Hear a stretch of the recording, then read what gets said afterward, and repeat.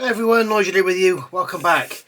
Part 11 now of the Sea King build, and as you can see we've got all the major sub-assemblies all together. We've got it all primed and ready to go. So basically what I've done here, this is what I call a checking coat. So it's a very thin coat of grey primer, just so I can go over and check where I've got any finger marks, any bad seams, any flash, anything at all. And as you can see, because it's grey primer, it really does make everything stand out like a sore thumb. I'm being careful not to hit those rotor blades. But you can see here, around this area, we've got flash around the edge here, all the way around there.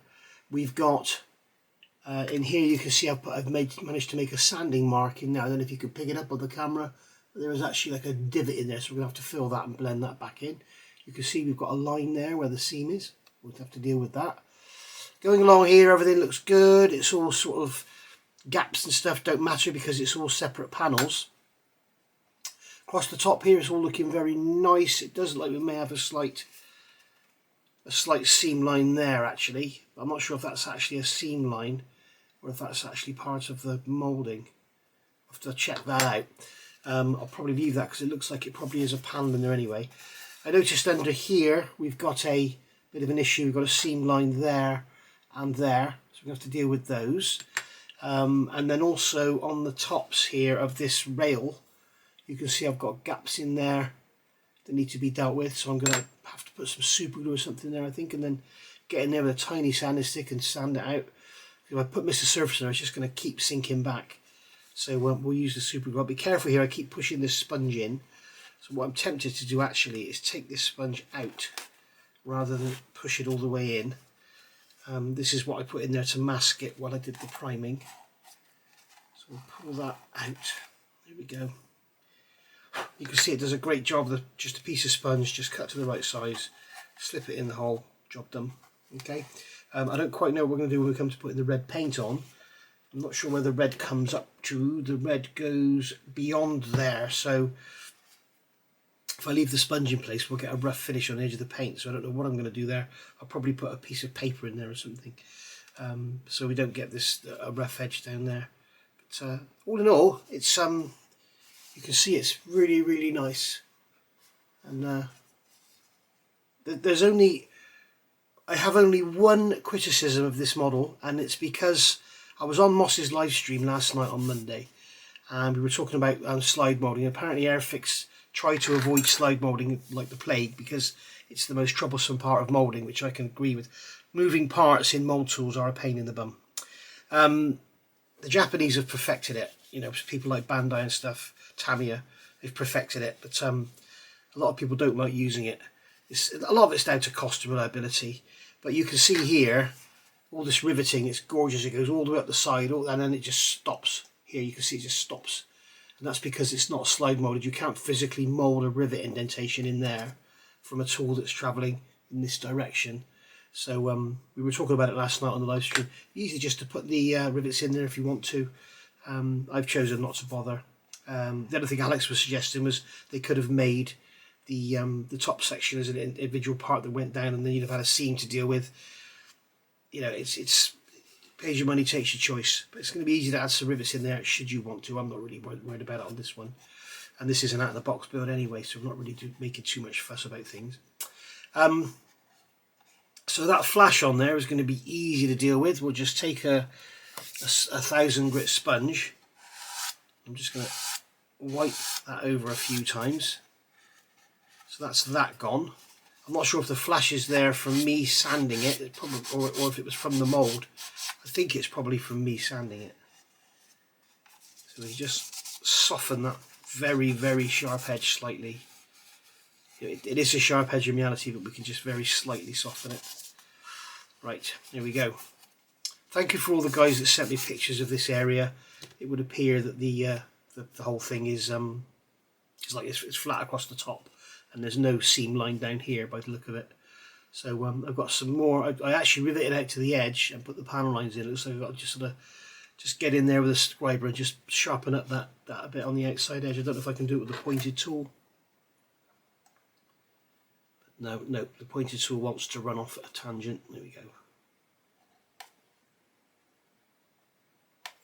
There we are, that's that done. And then the same on this side.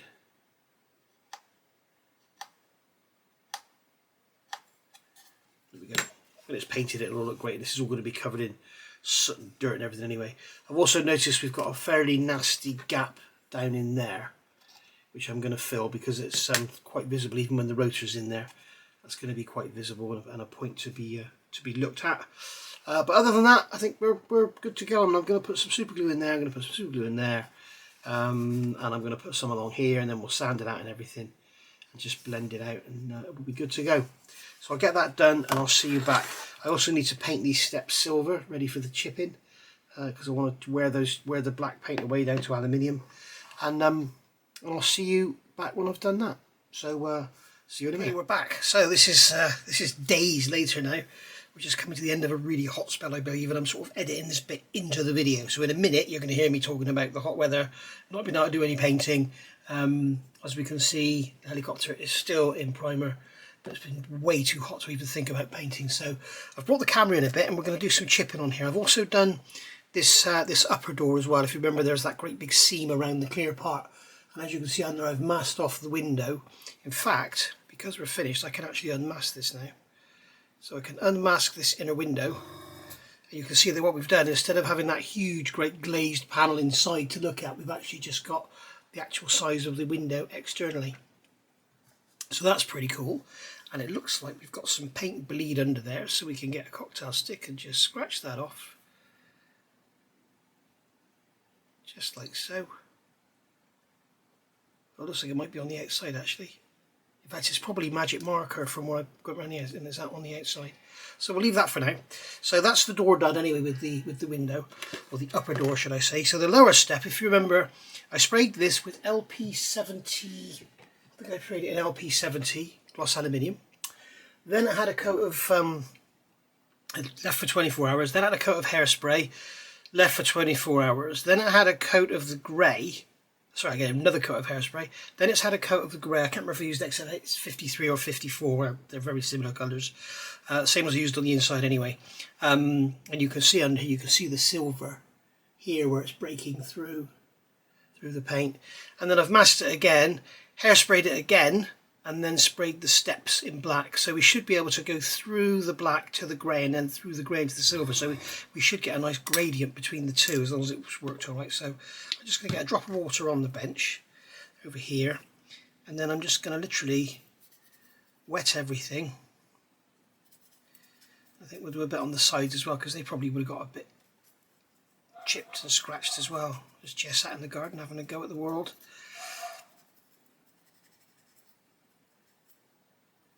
So we get that nice and wet, and with this paint chipping, it's always good to try and sort of test it for. You can see that it's chipping very easily, so that's what we have to be careful of. So what we're going to do is use the brush.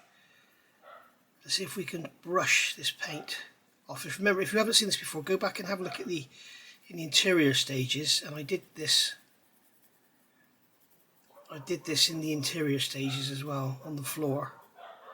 And what we're trying to do here, you can see that's been very successful on that second step. We've got the black, the grey, and the silver. And we can sort of chip the front edges as well because they would be definitely chipped and worn. I'm going to have to turn this off in a minute, go and get Jess because neighbours shouldn't have to put up with that. As you can see there, we've got the wear coming through. Shut up, Jess.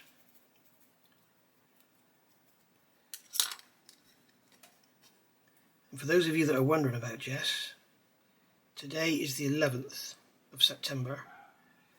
Her 6 months that she was given ends on the 13th of September, which is the day after tomorrow. So here we go.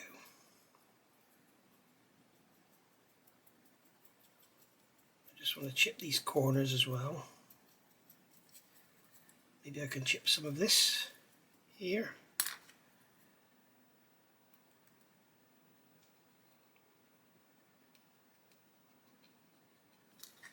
it's not so resistant to chipping, this.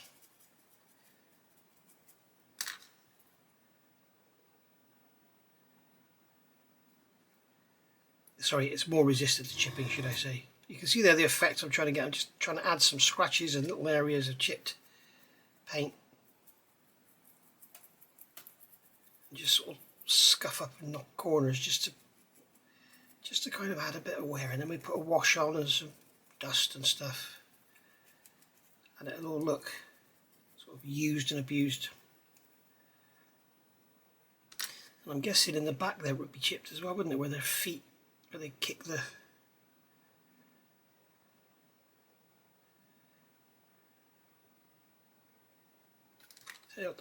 For this sort of worn sort of look, I would much rather use a brush. So as you can see there, we've got like a worn out on that. Sorry, I keep bringing it too close to the camera. I keep forgetting I'm zoomed in. But on that piece there, you can see on the upper step, you can see it's a nicer sort of wear pattern than down the bottom, which is a bit much really. There we go. If you want to, you can always lightly spray over it with grey and sort of lose some of the sharpness. But I'm liking that. That's looking good.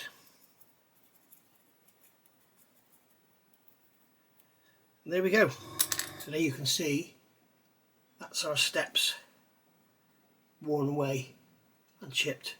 And once we get a black wash on there, it'll sort of tone it all down a bit. So that's that. Right. So what's going to come along next? As I say, I'm editing this bit in, so I think the next bit I'm going to say is how I'm planning the build going forwards.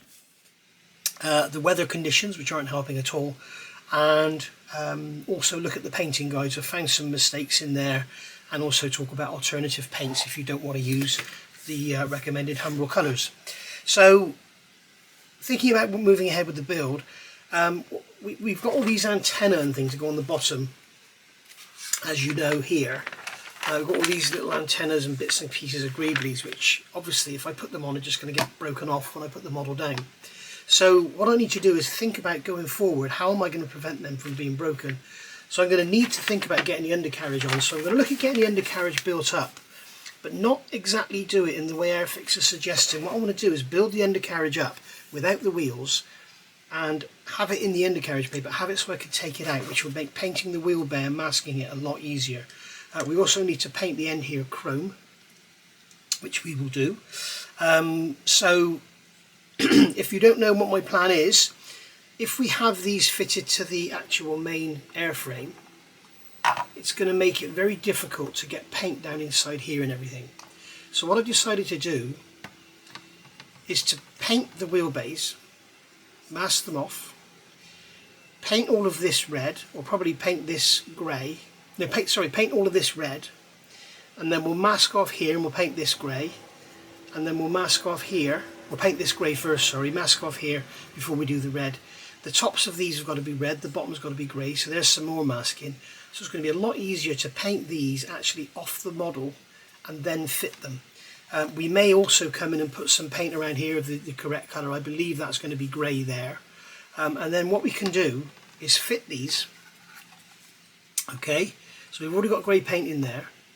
We can fit these, and then we can do our seam work around there, and then we can mask, or like rough mask, and then just spray up to it and have these pods completely masked and spray the whole model without having to worry about getting paint in there and all the masking and everything, and also this seam and everything. We want to deal with that. The other thing I'm thinking about, I want to paint the rubber frames. There's rubber frames around these windows, this one and this one. So I've measured the radius on the corners. I think they're about 2.2mm diameter, so you're talking about sort of 1.5mm radius, 1mm radius, whatever. And I'm going to make a mask to go around there. What I'll do is I'll make 4 separate corners and then just mask like that, and then spray the black after the model is painted. The other way to do it is to spray it all black now and then make a slightly larger mask and cover that whole thing. But I'd rather go in afterwards with the black paint. And I'll do the same on this one. This one is masked with, I don't know if you can see it on there, but this one is masked with film. Excuse my dirty nails, I've been in the garage. This one is masked with film. This one is just masked with tape. As we said at the end of part 10, I've got this hairsprayed and I've got rid of the seam around that clear part in there. So that's all ready now to go. We're going to be doing those with the H305, which is the equivalent to 125 from Humbrol. You can see here, where is it, 125, there we go, 125 is H305. A lot of people ask where I got these from. Many years ago, over 10 years ago now I think. These came with Model Airplane magazine from Tamiya, and they came in like one in each of four editions. So you can't, I don't know if you can download them on the internet or whatever, but a lot of people ask where they come from. Same as the clamps, everybody asks where I get these bloody clamps from. These ones here, these are from Rebel Hobby in Sweden. Right, where are we going now? So yeah, I want to get the undercarriage built up. So looking in the instructions, we've got to fit these little tie down bits and pieces here, and then we've got the oleo going on there.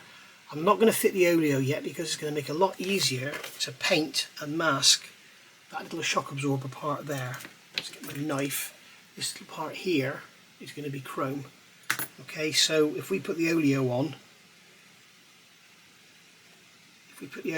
there, you will see that it's going to be very difficult to mask and paint that. So what I'm going to do is leave it off for now. I had some real fun cleaning these up. They've got some very large sprue gates on here with the little ejector tabs. And they're very wide, and they sort of go into the radius. It's very difficult to clean up that little area.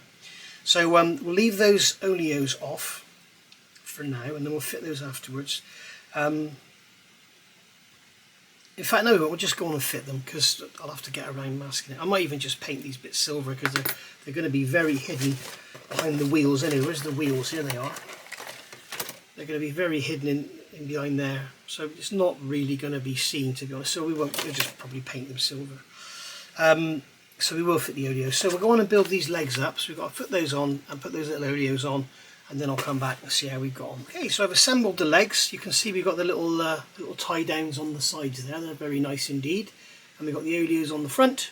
So that's all good. So now we can remove that undercarriage leg. And they are very strong and perfectly adequate for supporting this model. So there's no brass parts required, I don't believe. Certainly not the white metal ones. So there we go. So they can be left to dry. And make sure we don't disturb them, so I'll put them over here out of the way, and then we've got undercarriage legs built up then. So we've done all that. I haven't built the wheels up yet. I must glue them together. That's another sprue we can get rid of then. The tail wheel assembly is here, so that's going to be this part here and this part here.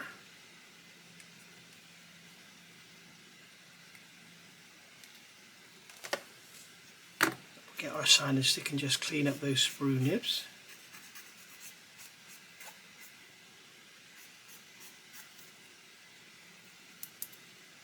There we go, just clean up the sides.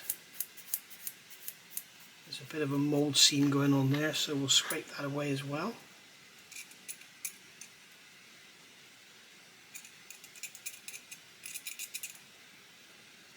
Always worth getting rid of your mould seams, guys. Make for a much better model. Just sand away these sprue nibs. There we go, and then just quickly go over with a sponge just to soften any hard edges or anything. Always makes things look a lot better as well. And then this piece here, just clean the end up there. Clean that bit up there where there's a sprue nib and a mould seam. And then we've also got mould seams going on up here. There's another sprue nib there. Why do they put the sprue nibs in such awkward places?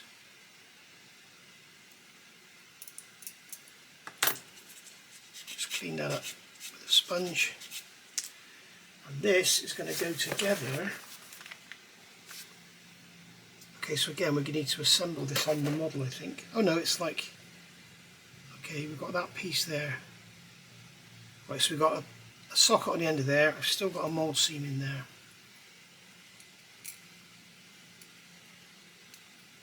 So what we actually have here, bloody sprue nibs are a pain.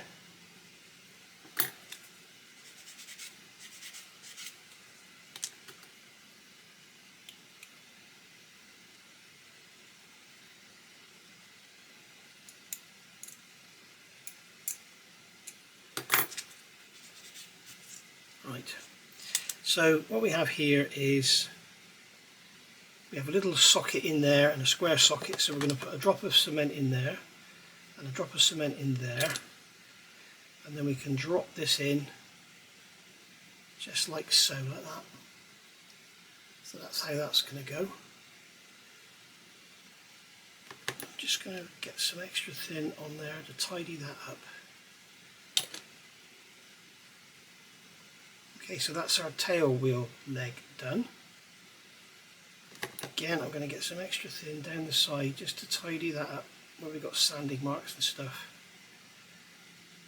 Do the same on there. It's so bloody hot today, the glue's just drying on the brush.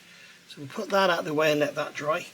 So now we've got undercarriage legs for the aircraft to sit on, so we can get that painting done on the sponsons, get them on, get the legs fitted, and then we can put all the greeblies on the bottom without fear of breaking them off. I want to get as many greeblies on as I can before painting without having them realistically knocked off. It's like over the door here, there's a tiny little light goes over here. It's a tiny little thing, and that's just bound to get knocked off, so I'm not going to fit that until afterwards. And what we'll do is we'll go around and just touch bits in and whatever. It's going to get a wash anyway, so any little joints in that will get covered. But things like this, I want to make sure it's all good. So we haven't done the tail wheel, we haven't done the main wheels. But there we go, we've got them all there ready to glue together. I'm not going to be doing that on camera, you don't need to see that, do you? So that's all done, we've done all that. Right, so we're now pretty much done. We've done the rotor head, as you know, that's all done. So we are pretty much done. So let's start looking at this colour call out. So I found some mistakes. First one is here they're calling up colour 28. That's not a mistake on here, but it's a mistake with colour conversions, because they're saying here 28 is XF55. XF55 is actually deck tan. It's a very light brown colour. They're also suggesting 311, which is there, which is a very light grey. It's actually FS36622. So that's what I'm going to use under there. So you've got the XF83 for the side, so that's going to be the colour difference underneath. I'm not sure if it's that dramatic, but that's how it's going to be. Now in the wheelbase it's 165, which is the colour XF83. Okay, 165 is XF83, medium sea grey RAF. So that's going to be a good match for that one. For the red, I'm going to use LP21 Italian red. It's like a Ferrari red. It's slightly darker than your XF7s and everything. And basically, they're saying here, if you look on here, you can see we've got dark sea grey, BS381C638. We've also got here BS381C638 for the red. So I don't think that's right somehow. Now, 164, which is on the last sheet, 164, they're calling up XF54 here, but if I look, it's XF77 is a closer colour.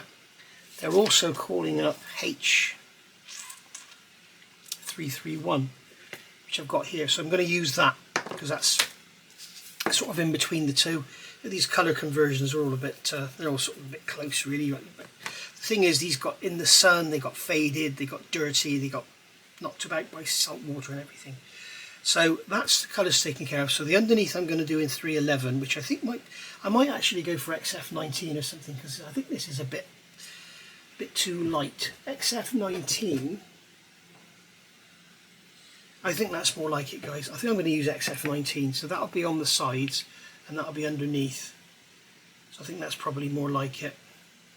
You can see it on there, I think. So I think that's a bit too pale. I think that's a bit too pale. I'll have to look at some colour references again. The other thing I've noticed on here, which is very strange, if you look here, you can see this block on the front is grey. There it's red, there it's red, and over here it's red. So that there is a mistake, that should be red. They've also got here, the cockpit framing is all grey on the sides, but when you look at this one here, it's all red. I believe, looking at all the pictures of real things, they're actually red. So we're going to spray all the front red and not do any grey. There is a grey line around this window here, which there seems to be something there which we could perhaps just dry brush or something, we shall see. But there does appear to be a grey line around it, but I don't know, maybe you could get that with a decal or something, or maybe when when Peter over at Art Scale Kit makes his masks, he'll give you a mask for that grey frame. What else was I going to look at? 28, we talked about that one. 165 is 83, so that's the main colour. 174 is the red I'm going to use. And then we've got 305, which is going to be the colour for the interior. So this here will be done in H305 and then chipped. And then the rotor head is 77, which is a matte navy blue, which is an RAF blue grey. And this one here, H54 in the Mr. Hobby range, apparently is a good mix, so that, or a good match. So that'll be good for that. All these rotor blades and everything, all the tips and that will paint. We won't use decals on those. I may even paint these stripes in here as well. Sorry guys, just clearing my throat there.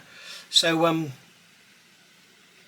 yeah, so we've got XF80, we've got 165 is XF83 for the underside of the rotor blades, and the upper side of the rotor blades is going to be 164, which is going to be 331. And you can see that is BS381C638, it actually says on there.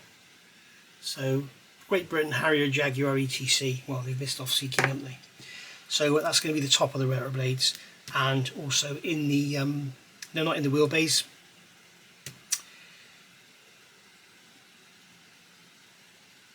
Where else is 164? I'm sure I saw 164 somewhere else. Oh well, never mind, going mad. And also remember with these little pylons here, they're grey on the underside, but they're red on the top side.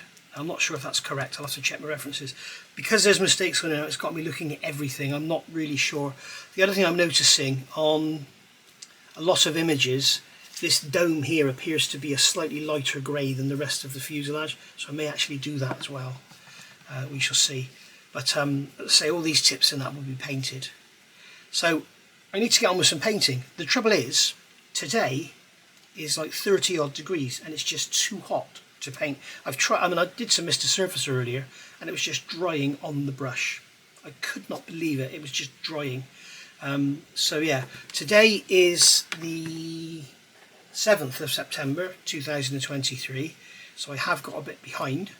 I've been working on something else, I've been building another couple of kits and you'll see the videos on those soon.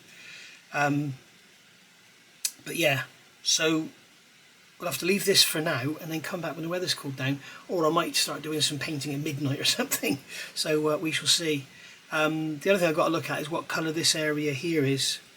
There doesn't seem to be any call out for it, so I think what I'll do is probably do it 164, because there's no, I can't see an arrow calling out for that colour there to be painted, unless that's actually a decal.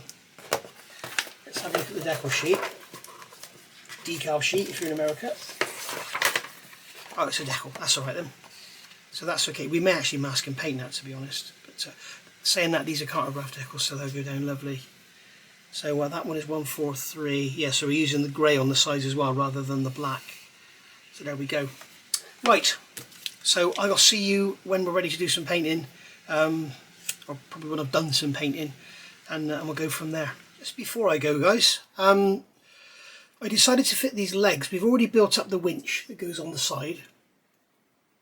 I sanded out and everything. I've just noticed I've sanded a flat onto there. It needs to be sanded out around again. And on my kit, these parts here, the legs on this side, you can see here I've got a lot of super glue. It was actually snapped off. And unfortunately, it was snapped off in the box. And unfortunately, when it gets snapped, it's not like resin. It doesn't just snap. With plastic, it stretches. If I get a bit of sprue here, I can show you. With plastic, with resin it just snaps, okay? It will just snap and that's it, and then you can glue it back together. I've got some resin here. I've got here as a Scamel badge, and I can break this quarter off, and as you can see I could super glue that back on. If I can push it back on, and you can't even see the join. The trouble is with plastic, when it snaps it stretches first, And that's what happens when you start to see the white, and you've got to get it back straight. The trouble is it's now distorted, it will never be strong again, and it's never going to be the same shape. So what's happened is this piece here, these three legs and that little block on the back is one piece, and then this piece over here is separate. And what happened is it got broken here. So these legs were all sort of all twisted out of alignment, so I've had to try and put them back as good as I can. And what I've done is fitted the legs to the fuselage, fitted this leg to the winch, fitted this leg to the winch, and the lower half of the leg is just sitting in the fuselage. It's not actually glued to the fuselage yet. Those holes where it goes, I had to drill them out to 1.1 millimeters. Funnily enough, all those other holes, remember they're all called 1.1 millimeters? I had to draw them out 1.1 millimeters. And in fact, they are probably holes I've already drawn out, so I probably didn't draw them big enough to start with. So they're 1.1 millimeters now, and now those legs fit in there nicely. And you can see this tape here is sort of holding it in. And what I've done, I've glued it together with extra thin, and then I've gone over with super glue, and that way I can sand out any misalignment and make them look like tubes again.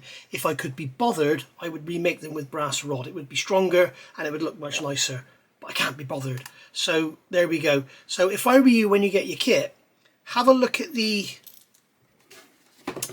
options in the kit. And well, sorry, first of all, have a look at your D-sprue, and if those legs are broken, here's the parts here. You can see them there, D29 and D30.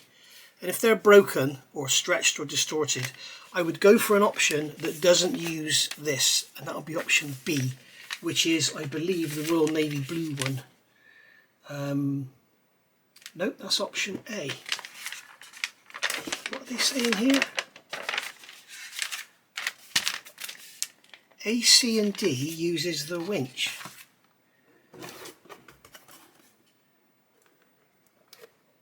A, C and D uses the winch. So A uses the winch. Oh, it is there, I didn't think it was there. So yeah, go for version B if you've got it all mangled up, or just be prepared to, I mean, perhaps what you could do is, while you've still got the fuselage halves as halves, you could have it on the bench flat then and do it. It'd be a lot easier to repair these parts than actually doing it now. So check your sprue D. If those parts are broken, then I would actually assemble this winch and get it all together while it's all can be laid flat on the bench, you know, not as fuselage halves, because like this it all rocks around and you're picking it up and everything. It's a bit of a nightmare. And those holes, I do believe I had to drill them. I do believe we drilled those holes. No, we didn't. We had to fill them. So if you're doing version B, you've got to fill those two holes. So they're not big enough on the model. So drill them out 1.1 and you'll be well away. So there we go. So I just thought I'd drop that little one in. Now I'm going to go and do some work outside because it's too damn hot to do anything in here. Okay, and we're back a few days later. It's finally cooled down enough so we can get some painting done. I've been trying to do some resin as well. It's just ridiculous. The resin's just dry. Anyway, I need to get these undercarriage legs primed up, which I should have done before, because we can't be putting the Tamiya paint on there. I'm using XF83 for the grey colour. Now if I had LP paints, I could paint it directly on the plastic with no primer, but with this stuff you can't. It just scratches off really easily, so best to get some, you know, primer down there that's going to actually stick to the plastic, something like Mr. Surfacer or something like that.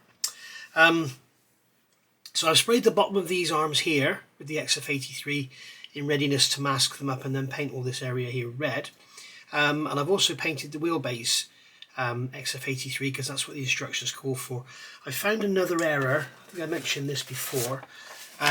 This here, Darren has asked me to show him this, and I've already done it earlier on in this video. They're showing here the upper side of these sponsons, the legs that reach into the fuselage here. It's showing them as red, but it's showing the bottom as grey. They should be red. They're red all the way around, so that's some masking we don't have to do. So there's yet another mistake in this. This is absolutely riddled with mistakes, this one. So another schoolboy error I've made, I've noticed. I primed these in. It's my mum. Every time I start a video, my mum sends me a text. Isn't it amazing? I've put primer in here to paint these frames. So that's stupid now, because inside the cockpit is going to be the primer grey colour. Now, in reality, it will be something like XF53, which is here. And as you can see, it's close. I'm tempted to go around with a cotton bud with some alcohol and remove the paint and then paint it again, because I don't want to see this bright light grey. When we look in through here, the cockpit, you can see through there. I can see through, you can't because of the light, but I don't want to see the light grey frames in there. So in fact, it's very, very thin and it's quite translucent. So if I go over it now with some black, I will probably get the grey colour I want. I'm not sure if you can see that down in there. You can see my fingers. See how I'm making a shadow? So if I spray them black, you will probably see through the grey to the black. We'll give that a go, and if that doesn't work, I can just take it off, can't I, with some alcohol. If I have to mask it all again, I have to mask it all again. So be it. I've just noticed that there as well. I wonder what that's all about. See that going down there? There's like a change. There's a step. See it there? I'm not sure if that's supposed to be there or not. It's funny because we've got a panel line there and it just disappears. Is the air filter going to cover that up? No.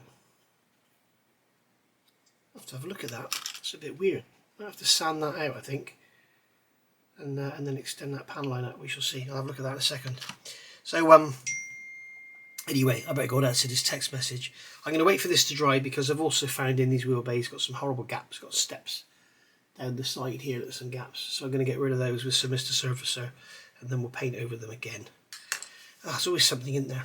It's like bloody 3 steps forward, 5 steps back here. So I had a look online and sure enough the inside of those canopy framing is black.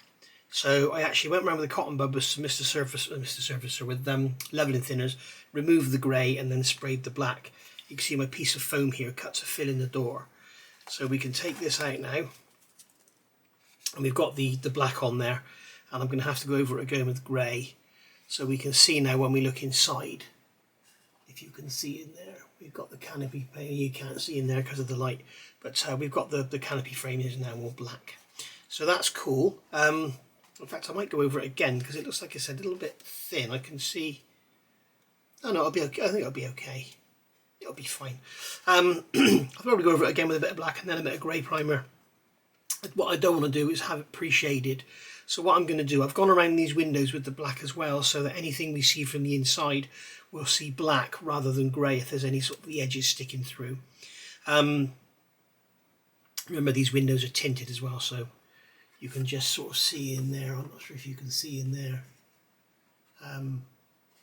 There's the window in there. It's the camera doesn't want to look in there because it's not in focus or anything, and it's not very good light. So there we go. I'll do some at the end of it when it's all finished, the final reveal. I'll do some close-up shots and show you the pics from inside and everything. So we've got a nice dusty floor and everything going on in there, which is cool. And of course we've got our chipped steps here, which I've primed the side of. We've got our steps here which are all chipped and they're going to look great sat in there with the sorry, that's upside down. In there with the entrance going onto there. I'm assuming this here is like rubber, so it's not chipped or worn or anything. But I can always be persuaded to change that should I need to. But you can see there, that's going to look great with that going into there. With the wear and everything, we'll have all the black soot down the side and everything. With reference to the framing, when I was looking for the colour of the internal framing, I found some photos, and sure enough, I found some with the grey framing. So I thought, well, maybe the period 1995, maybe they did have the grey framing, and then in later years they sprayed them red. But it would appear that it doesn't really matter what. I've seen some old photos with grey, I've seen old photos with red, and vice versa. So I don't really know what I'm going to do there. I think I'm going to paint it all red because I don't like the look of having that grey window. And also Airfix's own model display is all red, so I just think it looks better, and it's less work as well. So I think we'll go that way. It would appear that there's like a C-section around there. It's like a seal for the emergency exit or whatever. I think I'm going to actually mask around that and dry brush it with some light grey, because it appears that is like a light grey rubber or whatever.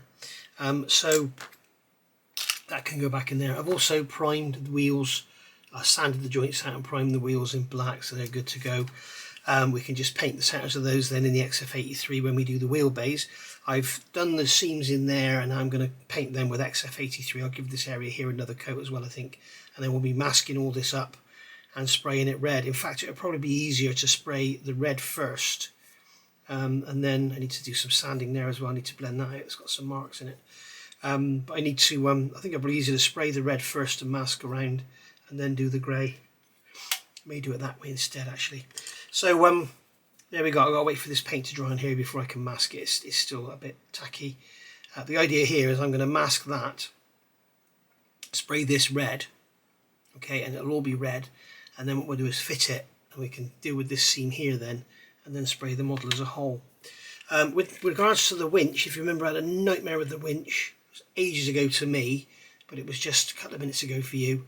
Got all that done nicely now, and then I managed to snap, I think it was this arm ear off, so that's had to be glued back on. I've backed it up with some super glue. I've also noticed there's a sprue connector point on there, so we'll see if we can sand that out with this flory skinny sponge.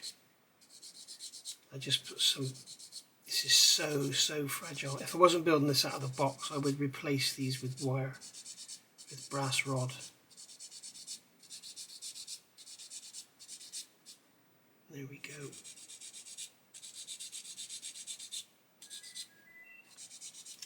There's the bloody phone, somebody trying to sell me something, no doubt. I never answer my home phone.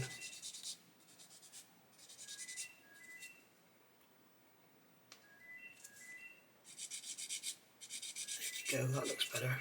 And this is all going to be painted black, which is good because it will hide any of this dodginess. And we also got this super glue in here, which I've used as a filler. We'll just sand that out, and that's going to all blend out nicely. There we go. I may actually cut this video a little bit short because it's been so long since I've put anything out because of the weather. So long since I put anything out on this model. But, see this, you've got to be so careful. It's so easy for this to slip around in your hands, and before you know it, you've broken one of those arms off. Ask me how I know.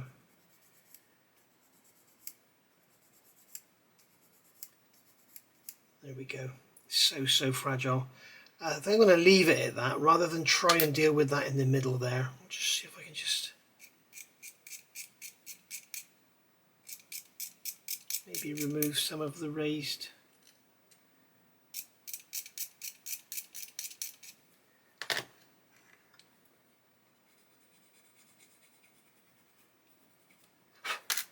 I'm going to leave it at that, I think, because you're not really going to see that in there.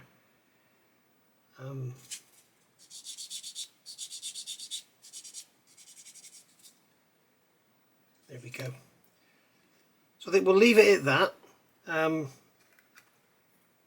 arm's not particularly perfectly straight, but it's going to have to do. But there we are. We've sort of salvaged that from a load of bent and mangled plastic, really. But there we go, the winch is done, and hopefully it will still just slot straight on. And there we go, it does. Just sits on there like so. So I'm actually tempted to glue this on before we paint it, but the trouble is this is all black, so I'd have to go in afterwards and brush paint it, I guess. But, I really wish they'd made a hole in the fuselage for this top arm to go into, because it just sits there. It would be so much better if it had a positive location, and then you could paint it and then just slot it in afterwards with a bit of white glue or something. But as it is, I mean, it needs to come down a touch. Be so careful not to snap it off.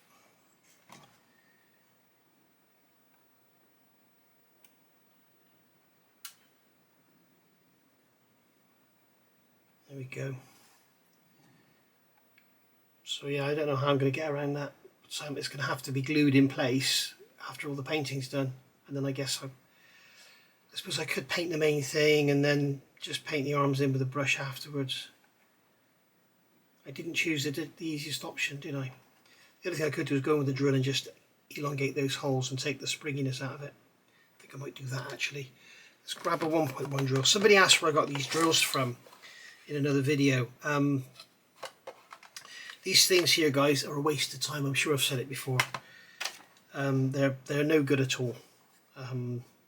Much better off getting the other drills. I might have even said it in this video. I'm sorry if I'm repeating myself, but the start of this video for you was like half an hour ago. For me was probably 2 weeks ago. Maybe that long, maybe 10 days ago.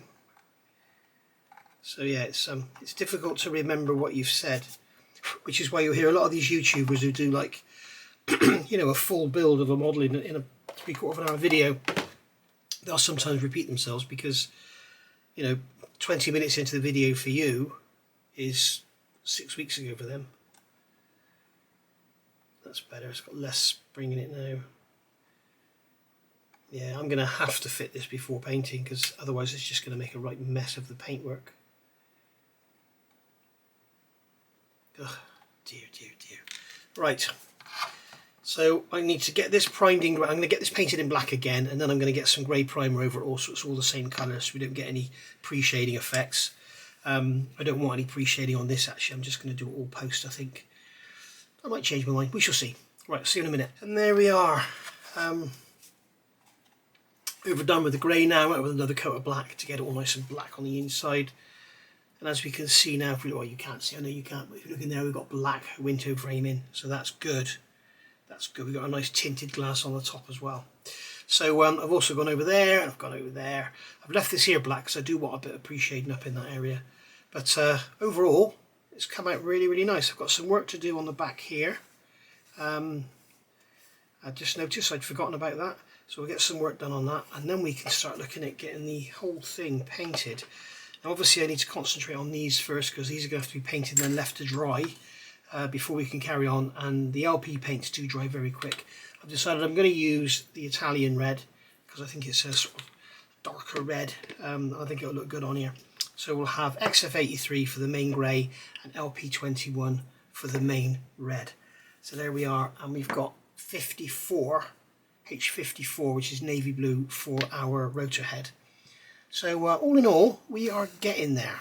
Right, so let's see what comes next. I think I'm just going to be waiting for paint to dry now before I can do anything else really. So and obviously I'm going to be doing the grey before I do the red, which is going to be quite awkward. The red comes back to here, I believe. The red comes back to just beyond that door, so that's good. So we will be able to get the foam in there and just mask up there. There's a line of rivets there. I'm guessing it'll come to that line of rivets. And it doesn't continue over the engine, so this is all going to be grey up here, and then this here is red. So we'll go for that. And the actual, it's not so much an air filter, it's an air redirector.